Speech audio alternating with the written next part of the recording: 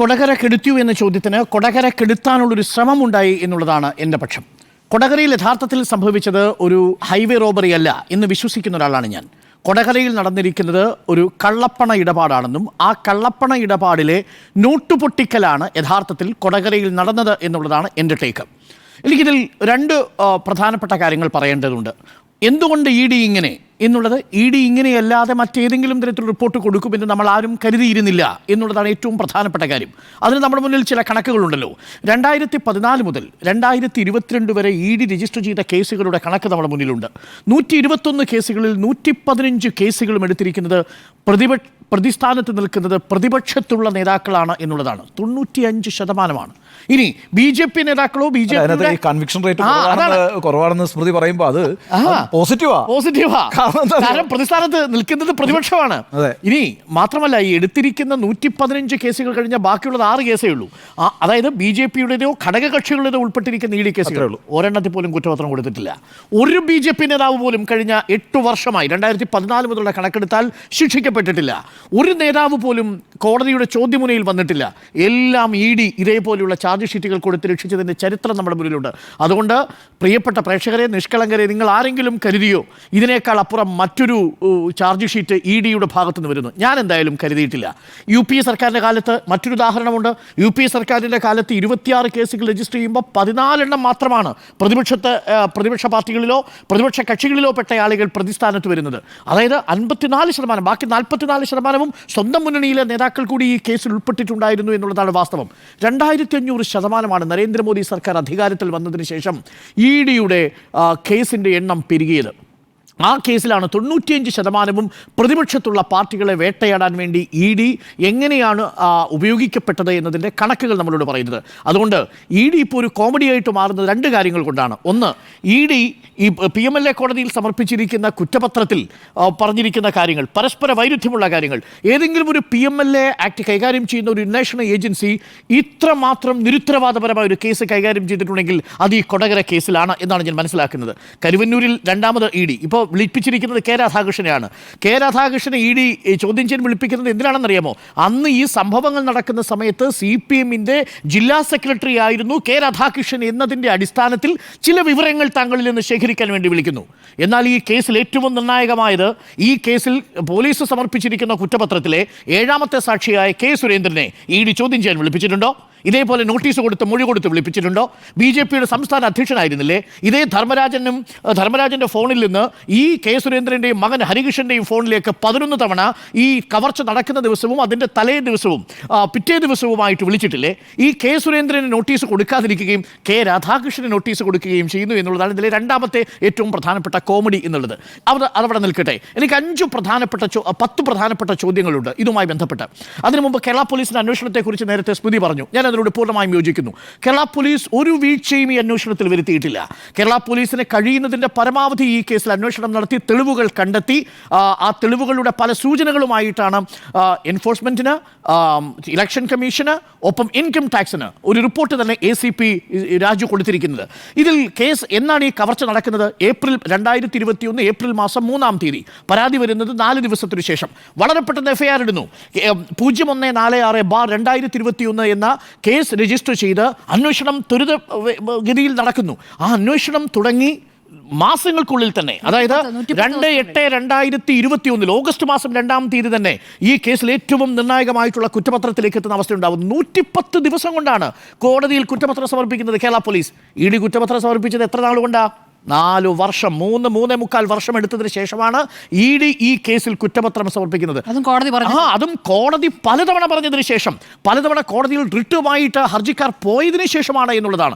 110 ദിവസം കൊണ്ട് Kerala police case അന്വേഷിച്ച് കുറ്റപത്രം കൊടുത്തൊരു കേസ് ഇ ഡി 3.25 വർഷം കൊണ്ട് ഈ പണം എവിടെ നിന്ന് വന്നു, പണം ആർക്കുപോയി, ഈ കാര്യങ്ങളൊന്നും ആലോചിക്കാതെ തട്ടിക്കൂട്ടി ഒരു കോമഡി പീസായ ഒരു ചാർജ് ഷീറ്റ് കൊടുത്തിരിക്കുന്നു എന്നുള്ളതാണ് എൻ്റെ ടേക്ക്. ഇനി ആ 10 ചോദ്യങ്ങളിലേക്ക് വന്നാൽ ചോദ്യങ്ങൾ ഇവയാണ്. നമ്പർ 1, ഇപ്പോൾ ED പറഞ്ഞിരിക്കുന്ന ചാർജ് ഷീറ്റിൽ പറഞ്ഞിരിക്കുന്നത് പോലെ ധർമ്മരാജൻ 3,56,00,000 രൂപ കൊണ്ടുവന്നത് ആലപ്പുഴയിലെ ട്രാവൻകൂർ പാലസിന്റെ പ്രോപ്പർട്ടി വാങ്ങാനാണ് എന്നാണല്ലോ പറയുന്നത്. അങ്ങനെയാണെങ്കിൽ ട്രാവൻകൂർ പാലസിലെ തുഷാർ വെള്ളാപ്പള്ളിയുടെ മൊഴി എടുത്തിട്ടുണ്ടോ എന്നുള്ളതാണ് പ്രധാനപ്പെട്ട ചോദ്യം. ഞാൻ മനസ്സിലാക്കുന്നത് അത് ഒരിടത്തും തുഷാർ വെള്ളാപ്പള്ളിയെ വിളിച്ചിട്ടില്ല. അപ്പോൾ പിന്നെ ED എങ്ങനെ ആര് പറഞ്ഞതിൻ്റെ അടിസ്ഥാനത്തിൽ ഇങ്ങനെ ഒരു ചാർജ് ഷീറ്റിൽ പറഞ്ഞത് പ്രകാരം രേഖപ്പെടുത്തി? അതും പ്രതിയെന്ന് സംശയിക്കുന്ന, കേരള പോലീസ് പ്രതിയെന്ന് സംശയിക്കുന്ന, നിലവിൽ സാക്ഷി പട്ടികയിലുള്ള രണ്ടാം സാക്ഷിയായ ധർമ്മരാജൻ ആദ്യം 25 ലക്ഷം രൂപ കൊണ്ടുവന്നു എന്ന് കള്ളം പറയുകയും പിന്നീട് 3,86,00,000 രൂപയായി മാറ്റുകയും പലതവണ പല ഉറവിടങ്ങൾ ചൂണ്ടിക്കാണിച്ചു കൊടുക്കുകയും ചെയ്ത BJPയുടെ ഇലക്ഷൻ സാമഗ്രികളായിട്ടുള്ള പോസ്റ്ററുകളും നോട്ടീസുകളും കൈമാറിക്കൊണ്ടിരിക്കുന്ന ഒരു പാവം ധർമ്മരാജൻ പറഞ്ഞതനുസരിച്ച് ED വിശ്വസിച്ചിരിക്കുന്നു. അപ്പോൾ പണം കൊണ്ടുവന്നത് തുഷാർ വെള്ളാപ്പള്ളിക്ക് കൊടുക്കാനാണെങ്കിൽ, ട്രാവൻകൂർ പാലസിലേക്ക് കൊടുക്കാനാണെങ്കിൽ അങ്ങനെ ഒരു എഗ്രിമെന്റ് ഉണ്ടാക്കിയിട്ടുണ്ടോ? അങ്ങനെ ഒരു സെയിൽ എഗ്രിമെന്റോ സെയിൽ ഡീഡോ ഈ പറയുന്ന ED പരിശോധിച്ചിട്ടുണ്ടോ? Question number 1. തുഷാർ വെള്ളാപ്പള്ളിയുടെ മൊഴി എടുത്തിട്ടുണ്ടോ? ഇല്ല എന്നതാണ് വാസ്തവം. നമ്പർ 2, 19 BJP നേതാക്കൾ പോലീസ് തയ്യാറാക്കിയ കുറ്റപത്രത്തിൽ സാക്ഷികളായിട്ടില്ലേ?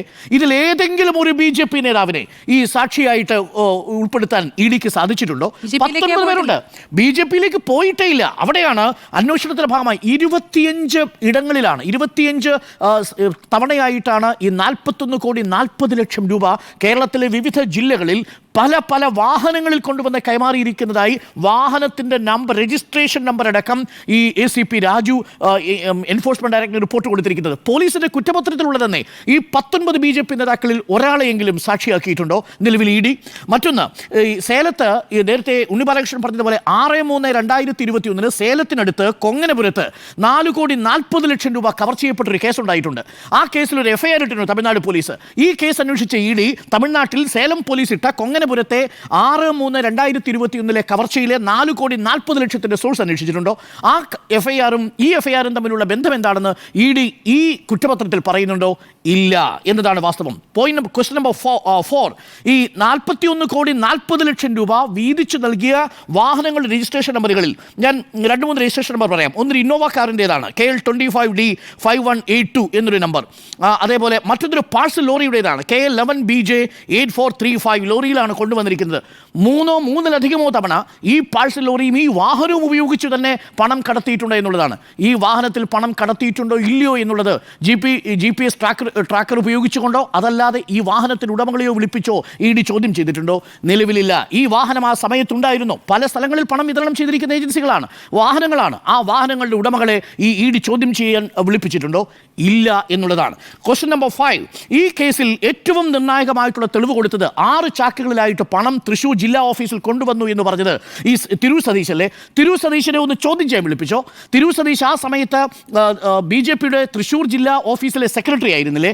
6 ചാക്ക് കെട്ടുകളിലായി പണം കൊണ്ടുവന്നു എന്ന് മാധ്യമങ്ങളുടെ മുന്നിൽ പറഞ്ഞ തിരൂർ സതീശനെ ചോദ്യം ചെയ്യാൻ ED വിളിപ്പിച്ചിട്ടില്ല. വൈ? ക്വസ്റ്റ്യൻ നമ്പർ 6, ധർമ്മരാജനും K സുരേന്ദ്രനും തമ്മിൽ ബന്ധമുണ്ടെന്ന് K സുരേന്ദ്രൻ തന്നെ പോലീസിന് കൊടുത്തിരിക്കുന്ന മൊഴിയിൽ സമ്മതിച്ചിരിക്കുന്ന പശ്ചാത്തലത്തിൽ K സുരേന്ദ്രനും ധർമ്മരാജനും തമ്മിലുള്ള ബന്ധത്തെക്കുറിച്ച് ED അന്വേഷിച്ചിരുന്നോ? ഇതിൽ ഇങ്ങനെ ഫോൺ കോളുകൾ, കോൾ ഡീറ്റെയിൽസ് പരിശോധിച്ചിരുന്നോ? ക്വസ്റ്റ്യൻ നമ്പർ 7, ഈ കവർച്ചാ ദിനത്തിലും തലേന്നും പിറ്റേന്നുമായിട്ട് K സുരേന്ദ്രൻ്റെയും മകൻ ഹരികൃഷ്ണൻ്റെയും ഫോണിലേക്ക് വന്ന 11 ഫോൺ കോളുകൾ, ആ ഫോൺ കോളുകളുടെ കോൾ ഡീറ്റെയിൽസ് പരിശോധിക്കുകയും ഈ K സുരേന്ദ്രൻ്റെ മകൻ ഹരികൃഷ്ണനെ ഈ പറയുന്ന ED ചോദ്യം ചെയ്യാൻ വിളിപ്പിച്ചിട്ടുണ്ടോ? ഈ കവർച്ച നടന്ന് ആദ്യം വിളിച്ചിരിക്കുന്നത് K സുരേന്ദ്രൻ്റെ ഫോൺ നമ്പറിലേക്കാണെന്നേ, ആ മകൻ്റെ ഫോൺ നമ്പറിലേക്കാണ് എന്നതാണ് കോൾ ഡീറ്റെയിൽസ് പറയുന്നത്. അങ്ങനെയാണെങ്കിൽ CDR പരിശോധിച്ചിട്ടുണ്ടോ?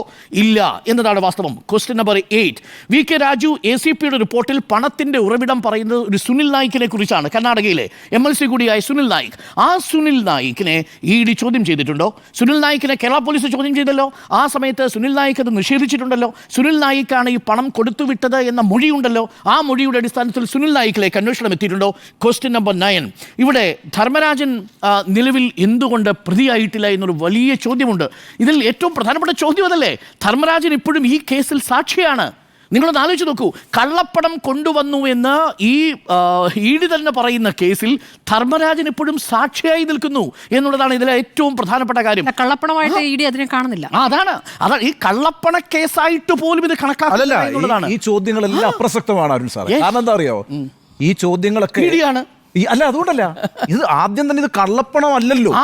കള്ളപ്പണം അല്ലെങ്കിൽ പിന്നെ ഈ ചോദ്യങ്ങൾക്ക് പ്രസക്തിയില്ല. ED സംബന്ധിച്ചിടത്തോളം വളരെ സ്വാഭാവികമായി ഒരു പ്രോപ്പർട്ടി ഡീലിന് വേണ്ടി ഒരാൾ നടത്തിയ പണമിടപാട് എന്നുള്ള നിലയ്ക്ക് ഒരു കൺക്ലൂഷനിലേക്ക് എത്തിയ പിന്നെ ചോദ്യമൊന്നുമില്ല. ഞാൻ അതുകൊണ്ടാണ് ഉണ്ണി ബാലകൃഷ്ണന്റെ ആദ്യത്തെ ചോദ്യമായി ഞാൻ ചോദിച്ചത്, ഒരു സെയിൽ ഡീഡ് ഉണ്ടോ, ഒരു എഗ്രിമെന്റ് ഡീഡ് ഉണ്ടോ? Where is the agreement deed? Where is the sale deed? ഭീമനിലെ കോടതി ചോദിക്കുമായിരിക്കും. ഇതില്ലാതെ അതിന് മാത്രമാണ് പ്രതീക്ഷ. ഇതിനോട് ഒരു അനുബന്ധം ചേർക്കാനുണ്ട്. ED മുൻ മേധാവി സഞ്ജയ് കുമാർ മിശ്ര പ്രധാനമന്ത്രിയുടെ പുതിയ സാമ്പത്തിക ഉപദേശം ഉണ്ടാവുമല്ലോ, സ്വാഭാവികം. അതുകൊണ്ടാണ് നിഷ്കളങ്കരെ നിങ്ങൾ കരുതിയോ ഇതിനേക്കാൾ മറ്റൊരു കുറ്റപത്രം കോടതിയിൽ സമർപ്പിക്കപ്പെടുമെന്ന്. നമുക്ക്